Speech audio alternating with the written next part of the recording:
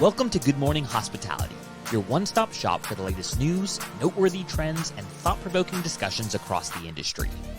From hotels and short-term rentals to all things travel and hospitality, you'll find each episode equips you with the information that you need to start your week. Join us on Good Morning Hospitality every Monday, wherever you get your podcasts.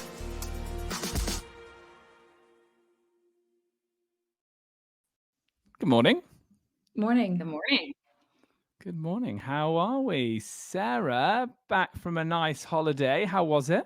Yeah, fabulous. No complaints. I was living it up in Costa Rica. So sorry I missed you guys, but also not sorry. I think that's definitely more of the not sorry than sorry, isn't it, Sarah, if you're honest? Yeah, a little bit. What took you to Costa Rica? It sounds like a very, very glamorous place to go in April. Well done, you. Yeah, it was awesome. Actually, it was a trip with work. So at AirDNA, we have something called the 110% Club.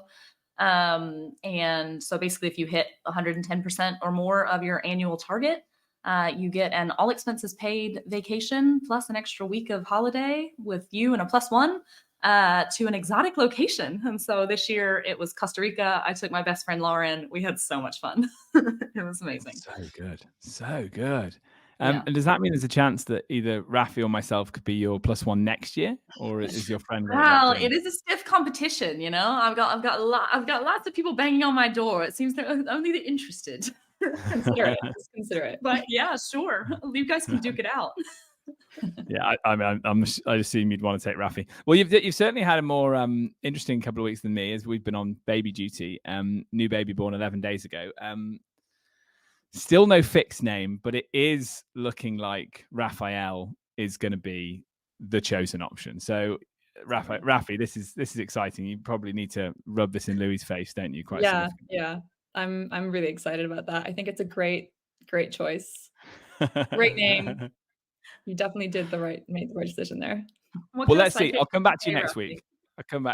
Yeah, let's see. Well, look, guys, it's been a hell of a week, right? I mean, in the week where VRMA has been in the news, seemingly for the wrong reasons, it would be wrong to not talk about the STR Bonanza that was London. 3 events very close together. Sarah, you were obviously missed. I'm sure you know that. So we had Scale Green, the Shortyz, and the Short Stay Summit all in 1 week. I think it was a rip-roaring success. Rafi, you were involved in all 3. Congratulations on the Shortyz win. Tell us about it. A lot. Yeah. So Over Network won the award of Best Leisure Property Management Company.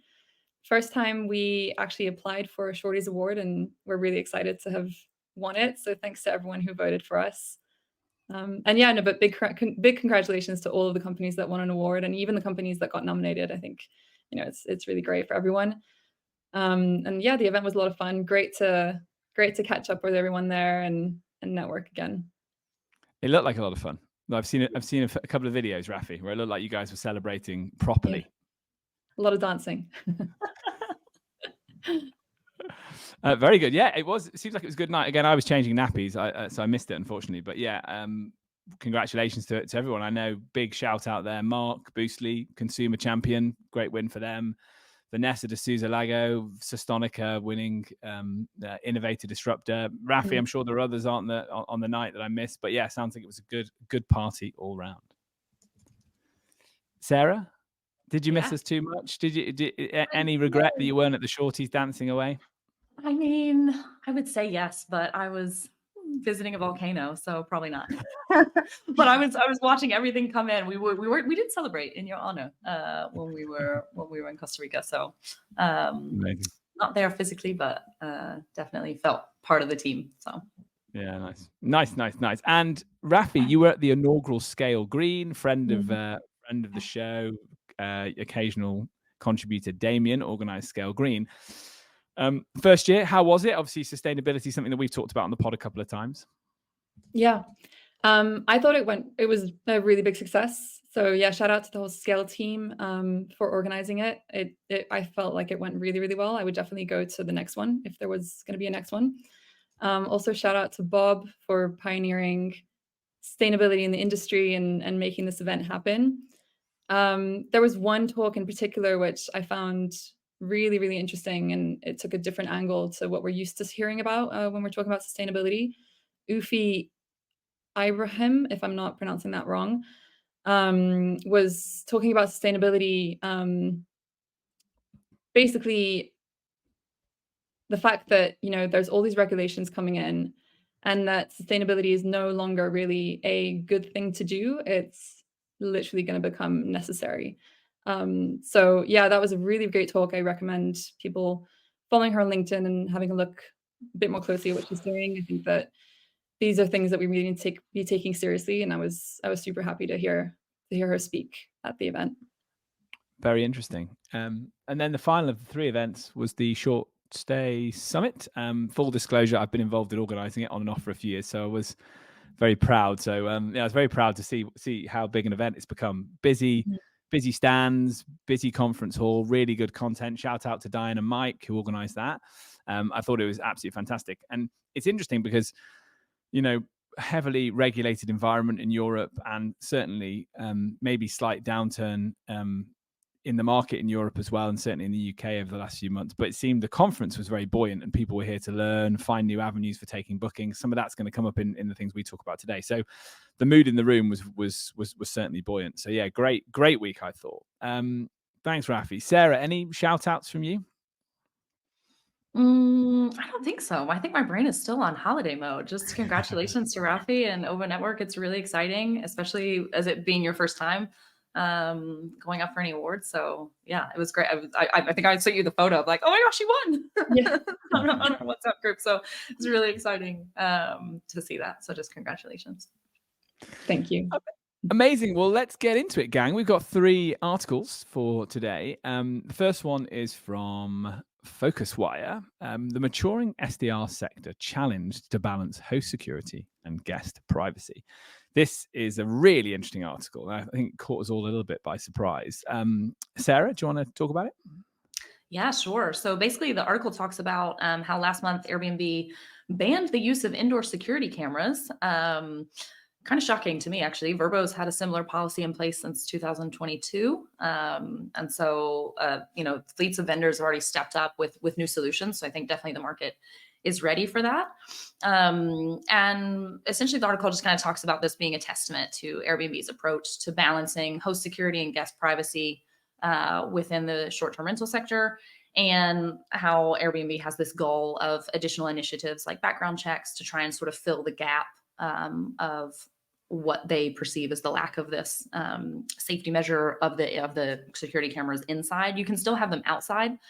So like outside the door to make sure that there's nobody entering or leaving the residence that shouldn't be, but anything indoors is no longer allowed, which I think is, well, I'll let you guys open it up, but I can't believe it was allowed. It kind of creeps me out that I've been staying in Airbnbs that might be recording me.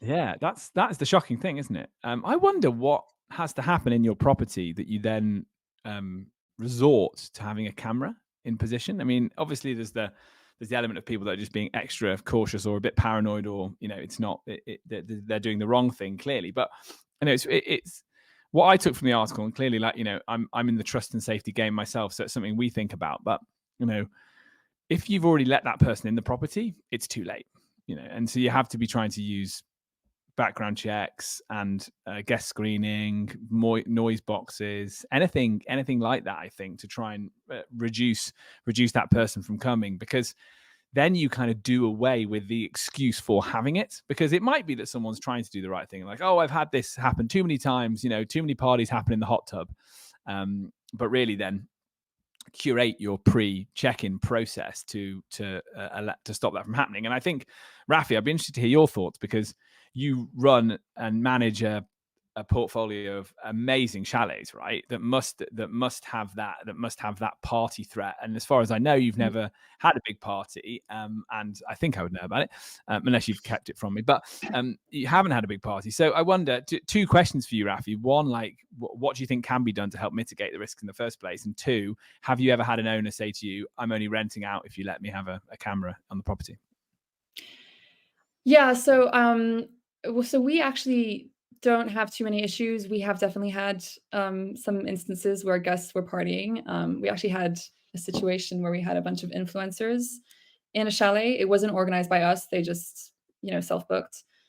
And they were trashing the place. They were throwing potatoes in the swimming pool and, you know, doing all these crazy things, damaging the walls and the floors. It was pretty horrific. But it's really rare for us. Luckily, I think the fact that we do have this niche and we get 80% direct bookings, that does help us. I mean, a lot of our guests are past guests, and you know, through our marketing, we're trying to attract the right type of people, and it's working out well for us. I just think, you know, from a general perspective, maybe owners are just not really aware of the different solutions that are out there. And I mean, we can understand their need to want to protect their property. You know, in most cases, they're probably really precious about it and they don't want to see it being trashed like it was in this one case that we had. But also, I think there's a lot that property management companies can do, whether that's guest screening, ensuring that the house rules are clearly communicated at the right time to the guests, and even also just, you know, keeping a record of different guests that have gone through your properties, whether that's through internal ratings or even having blacklists and making sure that a problematic guest isn't allowed to come back. But yeah, balancing guest privacy and owner asset protection is really key. And I think there's definitely a fine line where you're tipping a bit too much on one end of the spectrum there. Yeah, interesting. I also wanted to point out, I mean, in the article, there's some data cited from Safely, which suggests that 14% of guests are causing 70% of the damages or concerns, right? So I think you're right there, Rafi. It's all about sort of that initial screening and taking back some of that power, which I think it brings up the point of Airbnb launching kind of background checks as a way of doing this. I know you mentioned you guys are mostly direct bookings, which makes it even easier for you to track. But I think it's something to look at for the OTAs to maybe facilitate that a little bit more as well. Yeah, and I think the Ring doorbell system is actually the easiest one because it's not invasive, but you know, you can then see, and if they open the window and people start piling in through the window, that's where you need some sort of noise box or, you know, device activation box to see how many people are logging into the Wi-Fi. So look, there's definitely technology out there that you can use. Clearly, I think it was you that said it, Rafi. It's making hosts and property managers aware of it so that they know the options are there. And I find that people do get very jaded by having problems, and so I don't think anybody who has ended up putting a security camera inside a property wants to do it. I think it is you're led to that position. You're led into that position because you feel desperate and you don't realize what else is out there. So again, we would say, you know, de-risk it at the start and make sure you're sort of super choosy about it. And then Rafi, so has it happened? Has a host ever said, I have a camera, or have you discovered a camera or not? No, luckily. I mean, not that I'm aware of. We have not had that situation. Thank God. I find, yeah, that's definitely something that we want to stay away from. Keep looking. Maybe not looking hard enough. Maybe. Gang, okay, I think that one's quite self-explanatory, isn't it? And hopefully that long may the trend continue of people using technology instead of spying on people in a very crude way. Let's go to this second article, one we thought was really interesting, quite a natural reaction perhaps to what's going on in the market. So this is an article from Skift. Short-term rentals branch out, hourly rentals and international student housing. Rafi, you going to lead on this one? Yeah, so the short-term rental industry is branching out, and we're seeing new companies offering different models to the traditional nightly model that we're all used to seeing. So there's hourly rentals. This article is specifically talking about hourly rentals for the entertainment industry, and then short-term student housing. So for the hourly rentals, I feel like I find this specific one is especially interesting. In this case, it's talking about the entertainment industry, but I think there's actually a lot of opportunity here for different types of businesses and use cases, whether that's business meetings, co-working spaces, events, photo and film shoots, travel layovers for short-term rental companies, which are located near airports, marketing and promotional events. I mean, there's so many different things that we could potentially go for, depending on where you're located and how you operate. And, you know, there are so many benefits, one of which is that you're actually targeting businesses which have larger budgets. And in this article, it was actually saying this one company that's targeting the entertainment industry if they have a house that usually rents for $2,000 a night, this company is able to rent out for $3,000 for 4 hours just because it's for commercial use. So really, really interesting opportunity. And then I think it's also something that you can use to sort of be less dependent on high season and increase your occupancy year round. And so it's something that we're looking into at Over Network. In terms of disadvantages, there's the damage risk, of course. I don't know if it's heightened. I would say it's probably the same, if not even maybe less of a risk, but I'm not too sure about that. But then also there's the regular changeover, and you have to make sure you have the staff available for that. So interesting. I definitely think it's interesting and worth looking into. Then you have the short-term student housing. So this is a company called Outpost Club, which provides monthly furnished rentals to international students and interns that are visiting the US. And it's operating under a leasing structure. It provides owners with a more stable income and a more hands-off approach. There's obviously less turnover as well, but then there's the risk of longer vacancies and difficulties with certain tenants that could be difficult to evict, which is less of an issue in short-term rentals. So I think that this is also a very good alternative for owners who operate in areas that have restrictions and where maybe Airbnb is illegal. But in our case, I mean, I was thinking about this, and where we live in the French Alps, it's not students, it's more seasonaires that have to come up to the Alps to work, during the winter season. And obviously the winter season is when we have the most tourists, and that's one of the issues. And then NC, the place that we have our office in, is both seasonaires but also students. So I think it's about coming up with innovative solutions to problems that your locality is facing, and trying to work with the local communities to find solutions together. And yeah, the flexibility is really what's important in this case. And I'd love to touch on the the hourly one for a little bit, if you guys don't mind, like the daily one, and maybe sort of potentially, like, sorry to bring the drama, but the seedy side of that.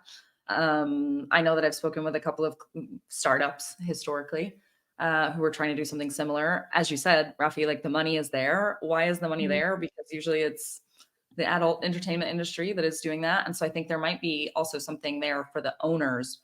Like, do you want your property to be featured in, are there restrictions there? What does the contract look like for that? I think the events, you're probably right. That's probably the biggest risk for damage. It's like if you're hosting, let's say, I don't know, a large company party or something like that. Definitely less risk, I would say, with the rent by hours. But I think I wouldn't call it a moral issue, but I can see owners potentially having some sort of objection to that. And so I'd love to get your take, Rafi, on like what would your stance be on how to communicate that to owners? And do you foresee that being even an issue in this? Yeah, I think it's about targeting, the right use cases and also finding the owners that are interested. I mean, for sure, a lot of our owners wouldn't be interested, but then we have certain owners who would. And in that case, it's worth exploring.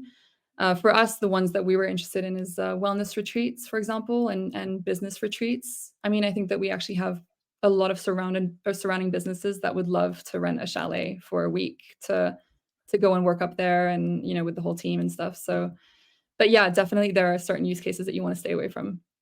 Yeah. Well, and it's very location dependent as well, I can imagine, right? You're not going to get the same average nightly rate or daily rate for a property in the hills of LA or in the Alps that's a 9-bedroom property as you would for, I don't know, something in downtown Atlanta. Yeah. And it depends also on the quality of the short-term rental that you're using. Yeah. Yeah. Everybody wants the wellness retreats, right? Nobody wants the parties. I think one thing to say on that point though, Sarah, is if it's an hourly rental. So we actually have, I think, maybe 1 or 2 clients that specialize in this, and certainly get a lot of inquiries coming in, inbound inquiries for people wanting protection for these particular type of bookings, and a lot of them we would turn down for the risk, for the damage factor, for sure. But often if it's a really hourly, if it's short, but by the hour rental, you'll have the host on hand, so they'll stay to let the person in and sort of hover around. Certainly in the case of co-working, meeting room space, things of that nature, or you only offer a portion of the house. A company we inquired recently for protection was a swimming pool sharing one, and that's even easier in a lot of cases because you're not actually giving anyone access to your property. You're just, you're sort of letting them in through the side, and then they're using the swimming pool. So I think there's good examples of it. I think it shows how people generally purchase things now and the flexibility there is in booking something by the hour and allowing it. It's the sharing economy at its best potentially, right? Because you've got a swimming pool that you're not using because you're out of town for the day. You're allowed, someone can come in and use it, but it definitely is riskier because clearly if you're coming in by the hour and you get through the system and you're planning on having a party, excellent, right? You're just there for a few hours, and before you've had time to call the police, you're off on your merry way. But I do think it's very interesting for people to think about how they increase during low season their occupancy rates and their revenue from their properties. When it comes to film and photo shoots, again, bit of experience in this because we have a couple of clients that do this as well. Photo shoots are much less risky. There's much less damage generally than a film shoot. So if someone comes and films an advert in your home, but if someone films an advert in your home, you will make so much money from the advert that you will struggle to say no. And then it's a case of you just got to be willing to repaint the wall, replace the furniture and all that sort of stuff. And the really interesting thing about advertising, the advertising industry here, is that they're not necessarily looking for everything needing to be high end or luxury or have a pool or be in Ibiza or be in the Alps. Actually your most bog standard apartment in, around the corner from me in London might just do it because that's what you're trying to show in the advert, or that's what you're showing in the TV show that's being filmed there. So I remember listening to a talk on this. I went to the Thanks for Visiting conference in Columbus, Ohio last year, and they had someone in who specialized in this. And the money's there to be made. It's just about finding the agency, finding the OTA, finding the contact to get into it, because what film shoots really like is consistency. So if they know your property's there and they know what they're walking into, they will come and book it time and time again. So yeah, I'm really pleased. I'm really pleased we're talking about this article, because I would always advise people, whilst you have to accept you're going to have more damage, to think about it for off season. And the student one's interesting. If I can just jump into that, the student one's really interesting because I think as property managers get bigger, they generally then start to be able to pitch block owners to take over whole blocks. Sarah, with your American hat on, this is probably something you've seen more in the States because you've got bigger buildings. But at that point, then I think your inventory is more appropriate for the student market because it has greater availability and greater consistency. You know how the apartments play. You could have cleaners in the building, so you've got the economies of scale, so you can bring the price down. And again, I think this is part of the general trend of people being more flexible in how they live and work. So not just students, but people coming and doing exchange programs for a couple of weeks, people working for a couple of weeks, like you and your friends in Costa Rica, Sarah, right? If you'd stayed on for another couple of weeks, you need a good internet connection. And as an industry, we need to be set up to take these guests because we've got the inventory sat there. And you don't want them to just end up staying in a serviced apartment. If you make your inventory available to them, then people will choose it because they'll want to stay in something that's more unique, more impressive, and more like a short-term rental as opposed to apart hotels, hotel rooms, and things like that. So I think there's a big opportunity there for people to embrace that type of stay. Yeah, I think you're probably right there. I like the idea of having them all in a single building. I think logistically it makes sense. And realistically as well, if you're going to do that for students, you want to be with other students, I would imagine. Other than that, I kind of struggle to see how it's different than a normal midterm rental, right? That somebody would have mixed use for, whether it's for business or for something else. So I don't know that it's a super new concept. Airbnb already has month-long stays. Most of the OTAs do. So I don't see it as like a novel concept necessarily. Though it is interesting. I find the rent by day or rent by hour much more novel concept, I think, at least in terms of what I've seen. We're seeing individual owners who are doing a bit of both. So like during the student year, they'll be doing long-term rentals, and then over summer they'll be doing short-term rentals. Yeah, I think that mix is pretty common. That's an interesting one too. So, gang, when we all get together in Barcelona, let's rent a house with a pool for a couple of hours. Just hang out. Let's test drive it, and then we can go and tell everyone how it's been. Sounds like a plan. Shout out there then to our audience. If anyone's embraced hourly rental or student rental, let us know in the comments or send us an email and we can talk about it next week. Because it is, again, I think it's a fascinating way of getting your occupancy up and getting your revenues up, especially during a challenging market. Alrighty. So, third article today is from the Financial Times. Parisians struggle to cash in on the Olympic Games rentals. Now, great, we've got Sarah here for this because I'm sure there's going to be some data talked about.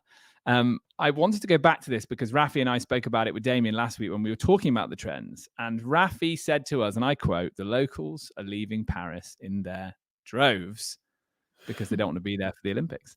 And the article seems to suggest that maybe that's the case, right? So, and full disclaimer here, honesty call, I love Paris. I don't know why anyone wouldn't want to spend all of their time in Paris, but it seems that locals are struggling to fill the nights that they're putting online because there's a lot more supply in the market because other people are also thinking, I'd like to get out of town as well.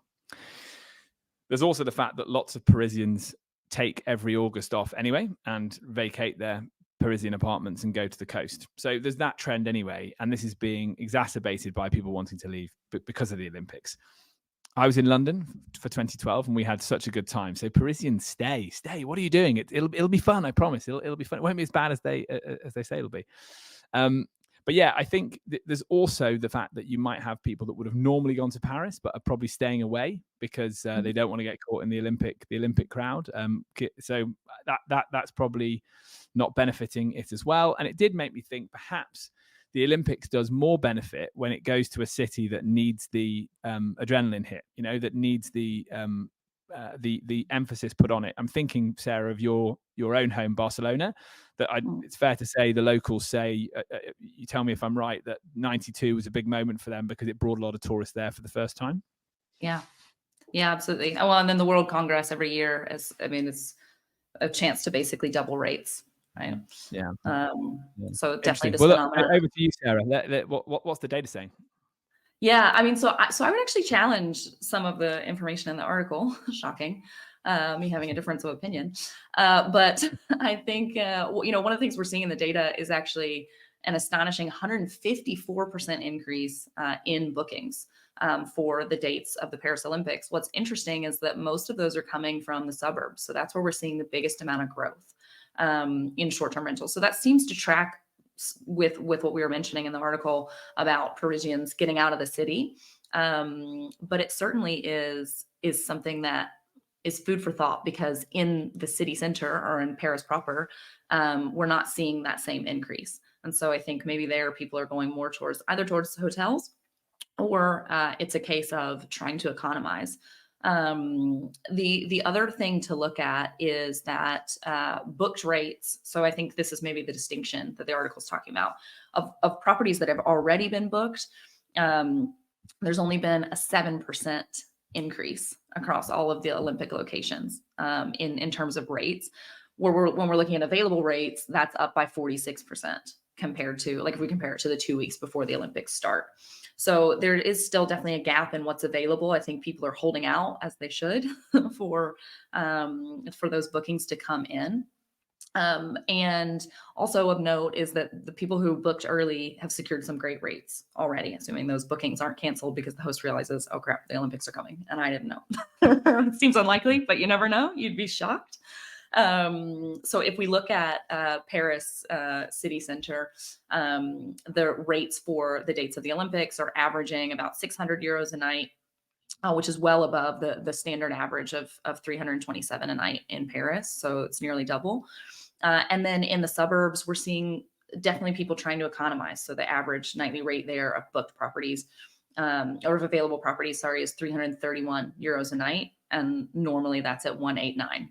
So it's definitely a money game of those going out to the suburbs, but an interesting phenomenon. And I think one of the beautiful things about Airbnb in general is that it kind of gets us out of the typical city center hotels where there may be is less of that kind of local flavor. And so that's one of the phenomenons that we're definitely seeing in the data for the Olympics. I'd agree with that on the getting out to the suburbs. I think London benefits from that too, massively. I was listening to something Jamie said, Sarah, a couple of weeks ago on Good Morning Hospitality with Will and Brandy and Michael, and that the eclipse in the US actually saw a lot of people going and using their second home properties or not going away because they wanted to be in the path of it, which I thought was really interesting because, again, I think if you looked at the data for London, if we went back and looked at the 2012 data, I think lots of locals stayed and also supported the event. So I just wonder actually if what will happen is people will get caught up in the fever of it a little bit, remove their listings from the websites, and then actually the people who do really want to go will find they do get booked out last minute. So I think that's interesting. I think it's one we should keep looking at month on month, just because I know Rafi loves talking about sport as well. So, she's probably delighted that we're going to look at that. Still every week. Come on, let's do it every week. Rafi, any thoughts on it? No, I mean, you guys covered it. I was going to say, I was going to do a parallel with the solar eclipse, but for me, the solar eclipse was specific in the sense that it's such a rare event, and also it's free. And I think that the locals, if you were on the path of it, then everyone was just thinking, well, let's make the best of this and let's, create an event out of it, invite friends over.